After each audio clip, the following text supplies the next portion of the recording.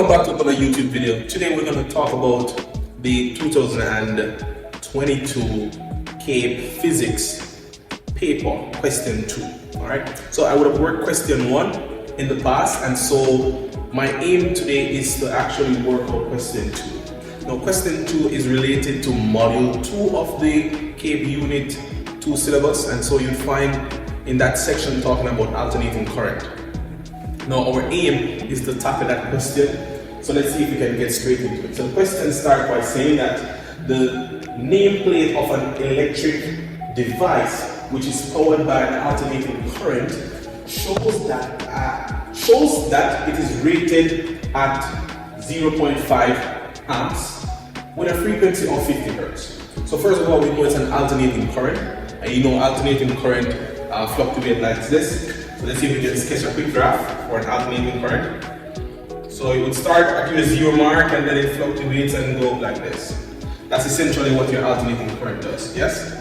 Now, we're given a bit of information here, right? We're given the current value. In fact, this current value is considered to be the peak current. So that's going to be 0.5 amps. We were given the frequency. The frequency just speaks to the number of oscillations within 1 second. That was 50 hertz.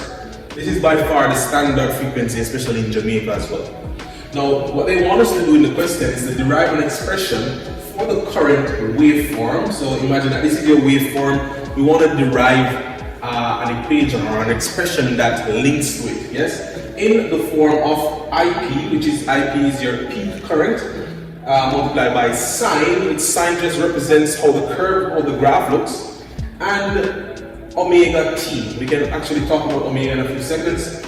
And t, of course, is just the time value here, when the device is operating at its rated current.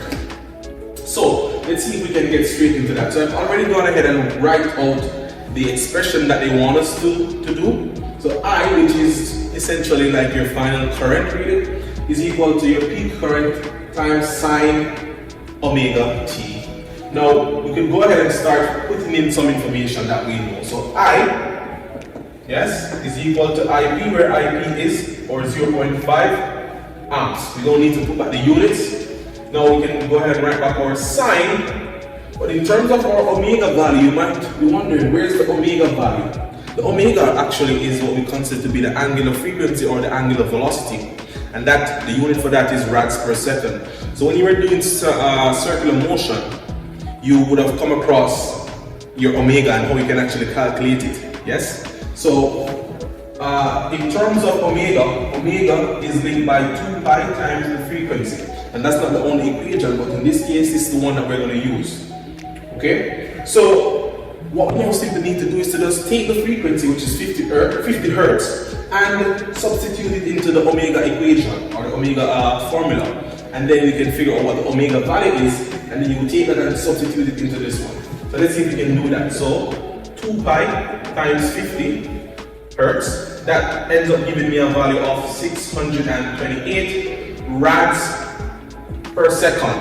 That's a unit for omega. Now that we have that, we can simply substitute it into this equation, or the expression, right?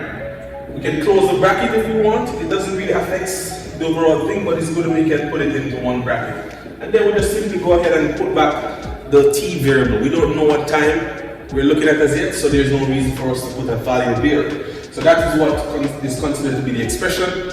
This is a 4 marks question, quite simple and quite easy. So I think that CAPE was actually giving away a few marks here and there, but that's essentially what you would do. And just to go back over here a bit, so maybe you don't remember exactly where your peak current is located, but this graph will be a current versus time graph, okay? And so your peak current would essentially be where the maximum amplitude is located. You generally measure your amplitude from the 0 mark, or your equilibrium line, all the way to where the peak of the wave is located. And so this would correspond to my 0.5 amps.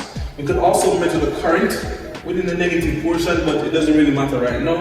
You could identify it from right here to wherever it corresponds to the peak, and that will essentially be your current value per se.